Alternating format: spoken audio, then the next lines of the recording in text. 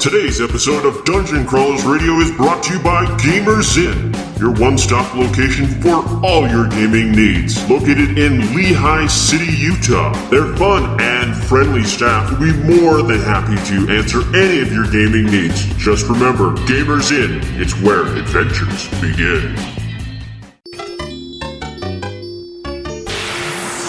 It's time to power up. Autobots, roll out!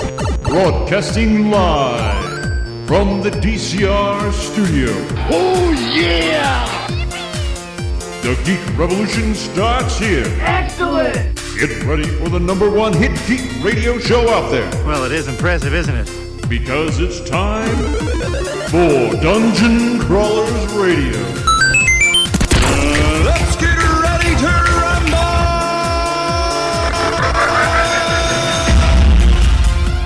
And now, the moment you've all been waiting for. All right, everyone, welcome to another exciting episode of Dungeon Crawlers, where we're here with Jason and Merle, the geniuses behind Top Secret, which is a new Kickstarter that's out. Well, it's not really new. It's kind of a reinventation of a previous role-playing game, correct? That's correct. The original was called Top Secret. It was the first espionage role-playing game, published in February 1980 and on the market till 1987. Sold 214,000 copies in English-speaking countries around the world and established Top Secret as the first espionage role-playing game. Nice. Now, And the new one is called Top Secret New World Order, and has a pretty happy Kickstarter going on so far. I don't think we're at 214,000 yet, but... no, I mean, it's really awesome. You guys have several days to go. You had an original goal of 12,000. You already hit that, and you're at 86,000 currently, and it looks like it just keeps going. Well, we were really lucky. We hit our goal in the first half hour, and I think we've had about 1,200 people so far. So, as Merle said, there were 214,000 people the first time, but that was over a few years, and I think we've got time to catch up. Yeah. Well, I'm also told that the number of backers will increase as we approach our 30th day, and we're only on, our 12th day right now. Yeah. So very pleased with the first 12 days results. Well, I know with Kickstarter, a lot of people jump in at the last couple days because they're waiting to see if it actually funds. The nice thing is, you guys have already funded, so no matter when anyone jumps in, they know they're getting this game. Yeah, and one thing we're doing about our Kickstarter, it's funny, a couple of people have said, well, I want you to do stretch goals, or why don't you do more things? But this is our first time kickstarting. It's not our first time publishing, but it's our first time kickstarting. And so we wanted to keep it really simple and make sure we didn't promise anything that wasn't already finished. So it's all ready to go to the press.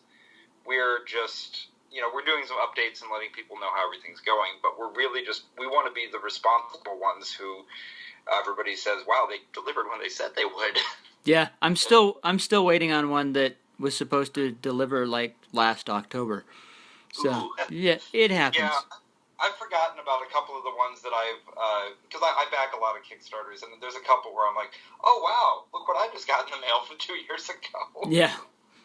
What also was encouraging for me, people said, I want add-ons. I want the hardback rules, which are only available on Kickstarter, or I want additional agent dossier sheets. We're very pleased to sell those as add-ons. So this is above and beyond the first 6 days of Kickstarter. A lot of requests for more, and that was wonderful. Yeah.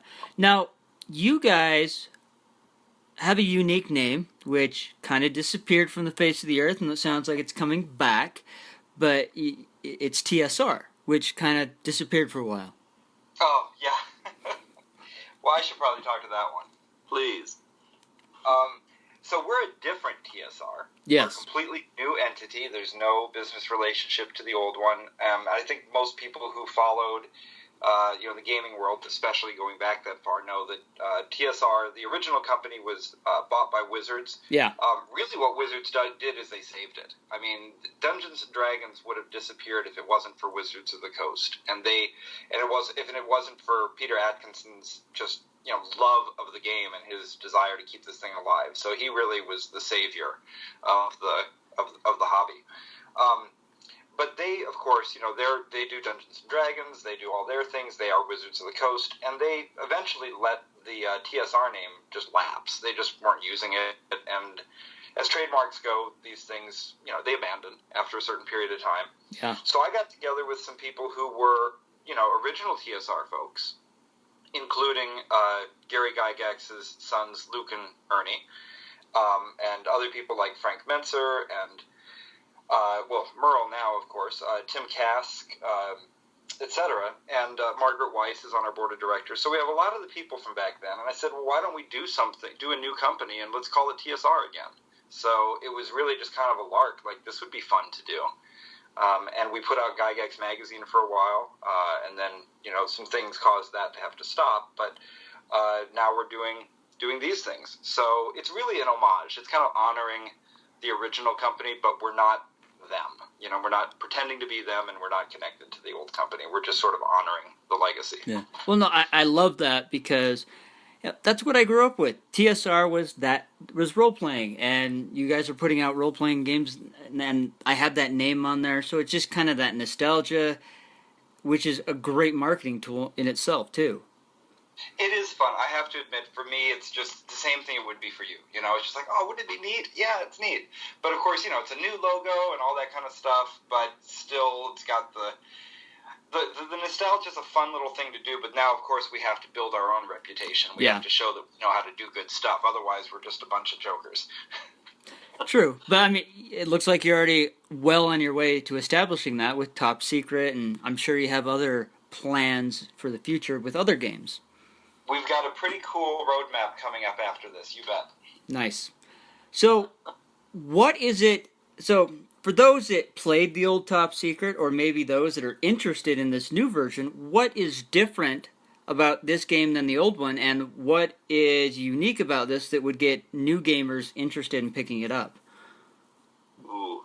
I know, it's kind of a heavy question. It's not a bad question. It's... we purposely made the new game so it was not compatible and did not borrow from the original. So okay. It's a fresh game system. We also because it has been 30 years, so it's a whole new set of gamers now. Yeah, that's true. A new generation has come along. The attributes have changed, and instead of being a fixed value, they are actually a die, meaning a D4, D6, D8, D10, D12 die for attributes. So that's a way different way of assigning values to things. They also have tradecraft dice and asset dice. Again, D4, D6, D8, D10, D12. So there's a system, a gaming engine that's been designed called the Lucky 13 system. And if you combine your attribute die with a tradecraft die and an asset die, you must meet or beat a 13 to succeed at the tradecraft task. And this is everything from successfully shooting someone to successfully jumping out of an airplane and landing with a parachute. So a whole new, what should we call it, engine for figuring things if they're successful or not. And that's just one of the big changes that has occurred with this game system. So basically, the new system, the big difference is that the new system is focused on playing very quickly, not spending a lot of time looking up tables and trying to figure out what it is that you're trying to hit to roll.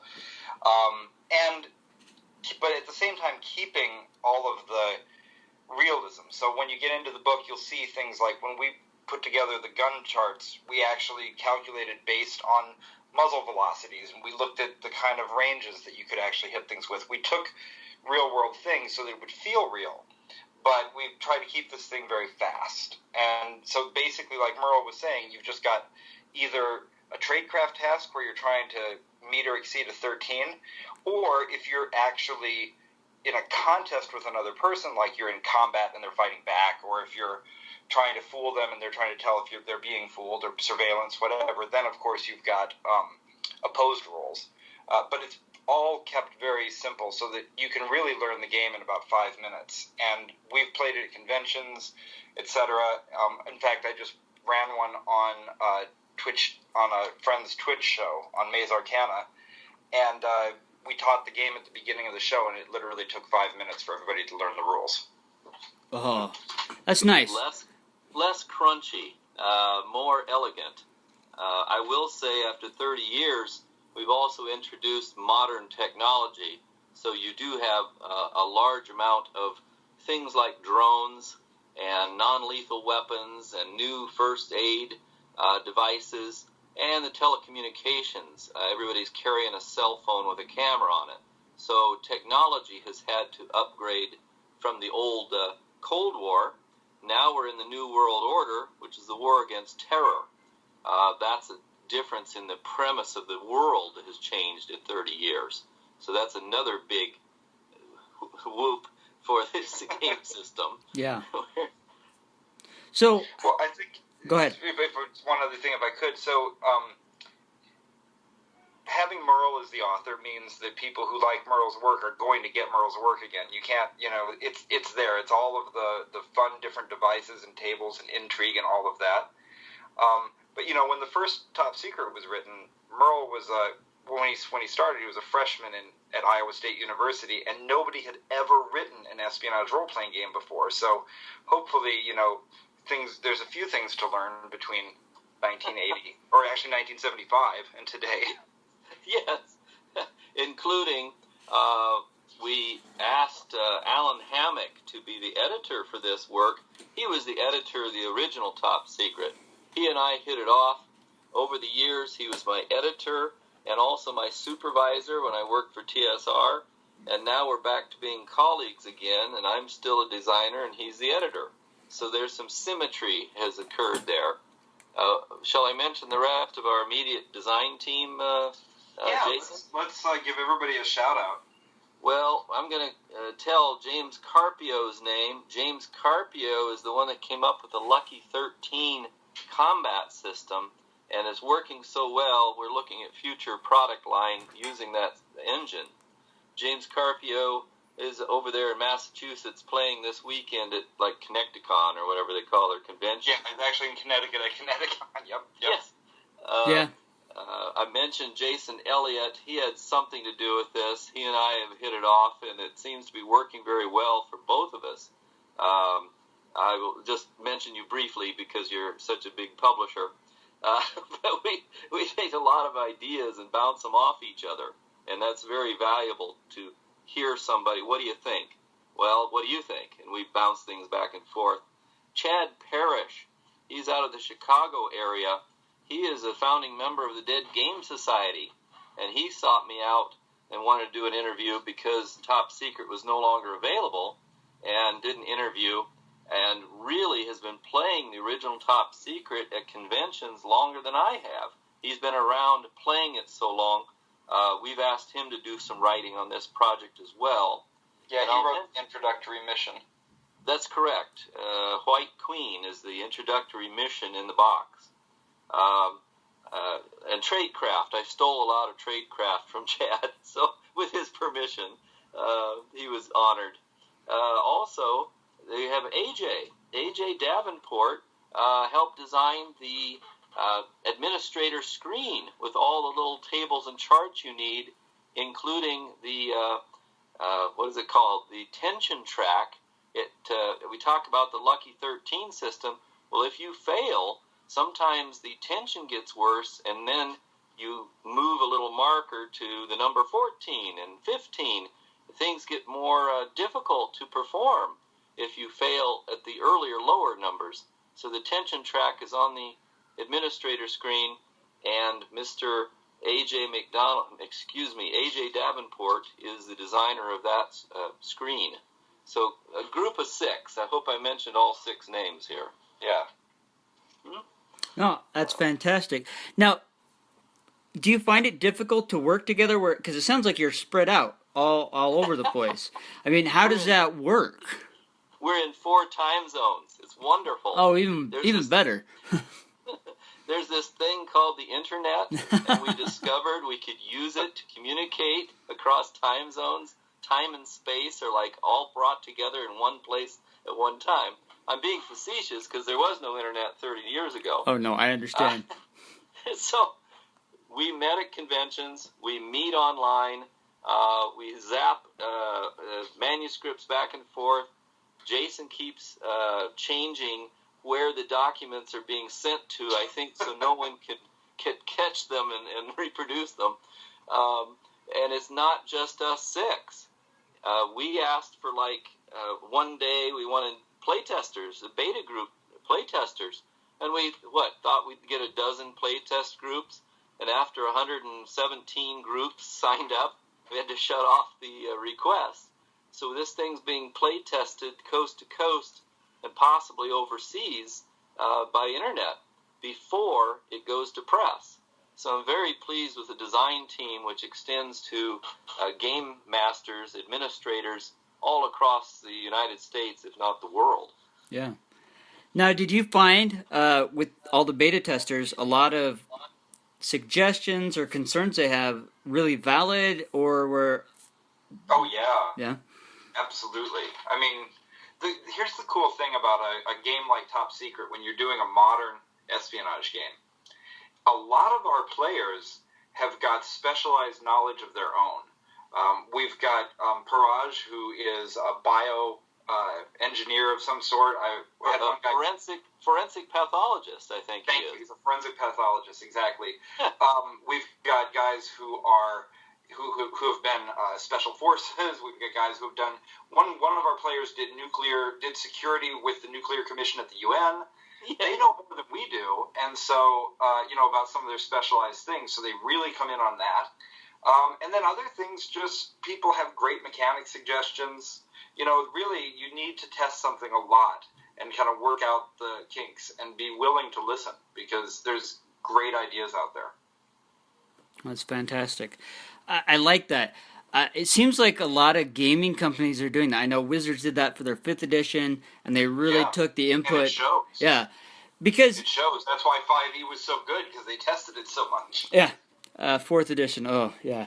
But I think when companies do that, they come out with a much better game, because gamers do see things. They this is broken. They explain how it could be fixed. They give suggestions instead of just saying this sucks, this is crap. They say no. Hey. Well, sometimes they say that too. Yeah. Okay, you're right. But more often than not, they're willing to offer a suggestion or their insight how it can be fixed. Well, it's funny because obviously not everybody has the same things to suggest, and some suggestions don't go through. Mm-hmm. I mean, a couple of people early on had said, "Oh, gee, I don't know if I want to do the dice stepping approach. Can't I just have percentile dice for everything?"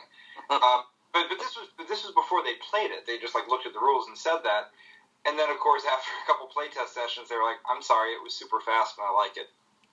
So nice. It's always fun when you have a fast-paced game. There are some systems out there that take a while, and it can be grueling. But when you have something fast and easy, it just makes the play experience so much more fun. At least in my opinion. Now, it's not a story game. I don't want to give the impression that we're doing something like Fiasco or whatever. It's not. The rules matter. Not that the rules don't matter in Fiasco, but you know what I mean. Yeah. The die rules matter. We're not going to. You can't do anything just because it's a good narrative. But at the same time, it is a very fast-paced game, and like I said, it's one you can pick up really quickly, which I love. I love being able to teach it to somebody without having to make them, sit through an hour-long lecture from me. So, we've got about 18 days to go. Uh-huh. It is funded. There are several packages that you guys, or pledges that you had that sold out, which is fantastic. Uh-huh. But there's still more opportunities. Even at $10, you can get the game ready to go. You just don't get the bonus you get stuff. Your sort of entry pass with the PDF. Yeah. You get the rule book and the missions. The next step up, I'm even amazed at this. I mean, we jumped to $50, but you get the PDF rulebook, the missions, print copy of the core rulebook, 4-player mat. I mean, vehicle sheets. It just keeps going. It's like, it's, for D&D, you pay $50, you get one book. You're getting a whole game here, which is fantastic for the same price. Top Secret's always been a box set, and it was really important to us that we do a box set and put good stuff in it. Mm-hmm. I've been working in print for a long time, so I kind of know how to find good manufacturers and get good deals. So we were able to put things in, like even the GM screen is so nice. We call it the administrator screen, but it's a nice horizontal 3-panel fold, really thick, like the same as you get from Wizards, right? Yeah. I'm super happy with the quality of the stuff. We've already been sent, pre-production samples, and we did put a lot in there because it makes it fun. It's cool to get a big, heavy 3-pound box and get all that cool stuff for $50. Yeah. So we figured let's do it. That's awesome. So this is going to fund, and everyone can expect it by November. That is the plan. Yes. So I'll give you the details if you care, but yeah. Yeah, I mean, for those that are thinking, hey, what can I get someone for Christmas? Hey, this might be the thing. Well, I want to talk to that one. All right. This is probably important that I do say the details, because the way that the plan is working, if you wanted to buy this as a Christmas gift, it's probably going to be okay, but I don't want anybody to do it with the expectation that this is coming from, Hasbro or somebody, and it's all perfect and it absolutely will be there, and then they get mad at me when Santa Claus doesn't show up. So okay. I'm going to give the exact details. I'm going to be really transparent about this. So when this Kickstarter ends, we will be sending it to the printer about a little over 2 weeks after that, because we have to get the money from Kickstarter. It takes them a little while to send it. And then based on the schedule we've got from the printers, it takes them, I think, 8 to 10 weeks to print. And then it comes on the ship, comes to our fulfillment house in Florida, and then they send it out to everybody, United States and worldwide. So when we calculated all of that, what we saw was that we would be sending things out in, oops, I'm sorry for the beeps. No, you're fine. All right, sorry about that. So we calculated that we would be sending everything out early in November, and so figure people will probably see it, mid-November, maybe the third week or so, something like that. That's what we know. But things can happen. Maybe there's a strike in China. Maybe the ship gets lost on its way to Florida. Things we can't control. So I don't want to overpromise, but I do want to say that's exactly how it's working, and based on everything we know, everything that's in our control, people should be seeing their stuff in mid to late November. Fair enough. I mean, I like to be fair. I don't like to, blow smoke or make false promises. Yeah. I want to tell what things are really like. And things can happen. I understood, but it is a good, I love getting games for Christmas. I mean, it's fantastic. You wake up that morning, you crack open the box, you play. So it's always a fun thing. It's a heavy box. I like that it's a heavy box. That makes me happy. Yes, that's a great thing. So, with that said, I'm just going to encourage everyone to run out and pick up this, help fund the game. It's already funded. Contribute, get an awesome game out of the deal. I mean, we all love James Bond movies, Jason Bourne. This fits right in that. It sounds like, for any of those type of movie lovers. It's a great way to play that type of a setting. Yeah. In fact, we're trying to write, we have written the rules for the Killing Machine Jason Bourne fans. Generally, our younger audience wants the action, and the rules are also written to encompass the thinking, strategic planning of a real-life espionage agent, or even a John Le Carre character. And of course, James Bond is one of my favorites, so we've got to have the gadgets that he runs around with in the game. So we're trying to bowl down the middle of the alley and hit most of the pins.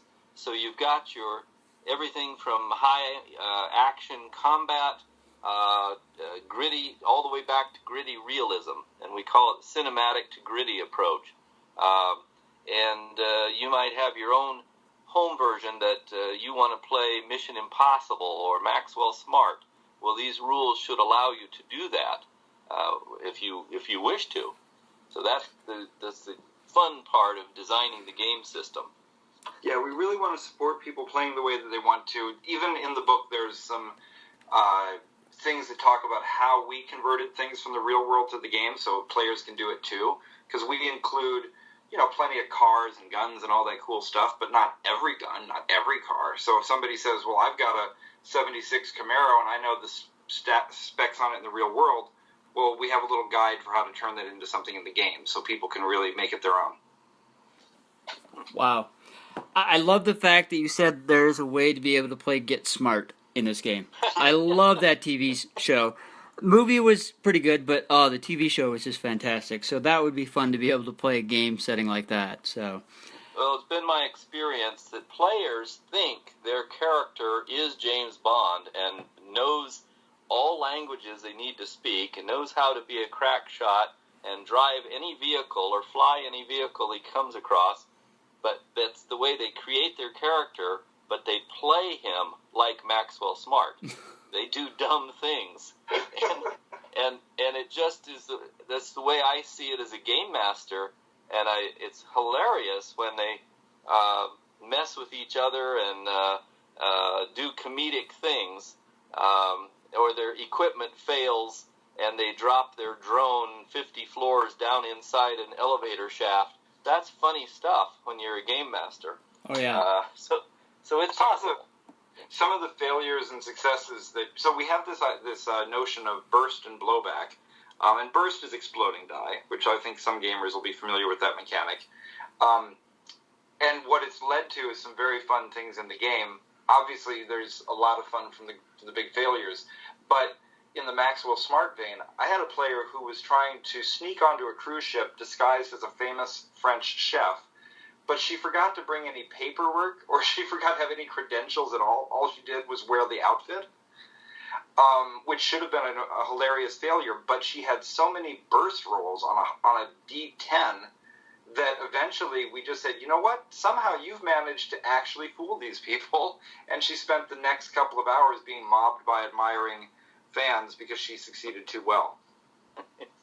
That's awesome. Similar, I had a mission where the guys were trying to speak Russian to Russian guards, and they failed to speak properly. They couldn't speak Russian, and so their cover is blown, and then they insult their Arab guest by giving him gifts before he gives them a gift, totally against they blew it twice in a row, and they wind up in a fight with a camel that's spitting all kinds of horrible things at them, just like, in fact, one of the agents gets stuck to a Russian security guard, and literally glued together. I mean, it's hilarious stuff.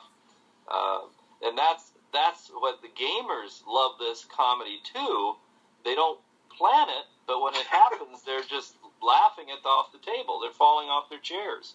It's that funny of stuff can happen. That's just amazing. I love that. I mean, that's the great thing about role-playing games is anything can happen. Down to serious action to just funny comedic moments where someone does something stupid. And then, there's events where you just talk about it for years because of how awesome or amazing or just stupid it was at that point in time. Yes, I've had secret agents try to combine their plastic explosive with the uranium-235 to make dirty bombs, and they irradiate the bad guy's hideout, which can't be approached for another 1,000 years. So it was really dramatic. It just kind of didn't. The mission failed at that point because the location was now irradiated forever. Yeah, no, I played a very similar game where these guys, me and a bunch of other players were hunkered down in this base fighting off these enemies that were coming in. I can't remember if they were Russians or Nazis or whatever, but one of the guys built a bomb without us knowing. and he built it with a dead man switch. So if he fell down, it would blow everyone up. Not really thinking, hey, if he drops dead, the rest of us die too. But he rolled to see if he could build a dead man switch. Well, he didn't succeed, but he succeeded enough to wire it up. So we end up surviving this big attack. We live, and we're like, oh my gosh. He's like, okay, I'm going to dismantle my bomb. And we're all like, what?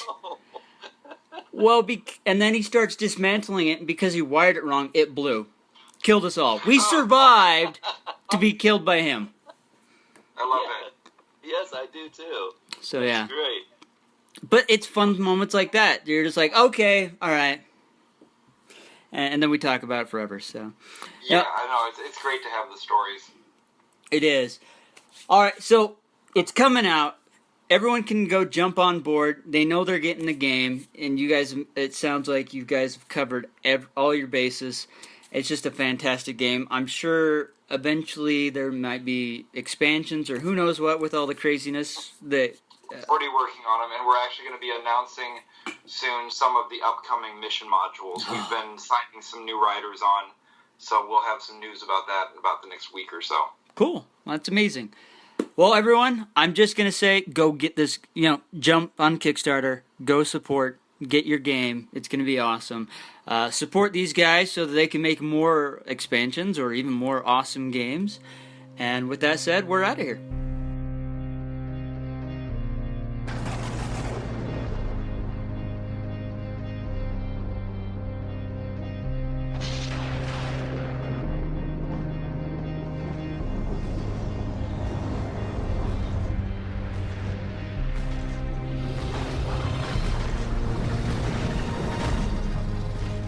Just because the world is without fuel doesn't mean it can't burn. Union Forest has unleashed a dragon upon the world, and it's hungry. Henry Morgan has to save his brother and face the dragon.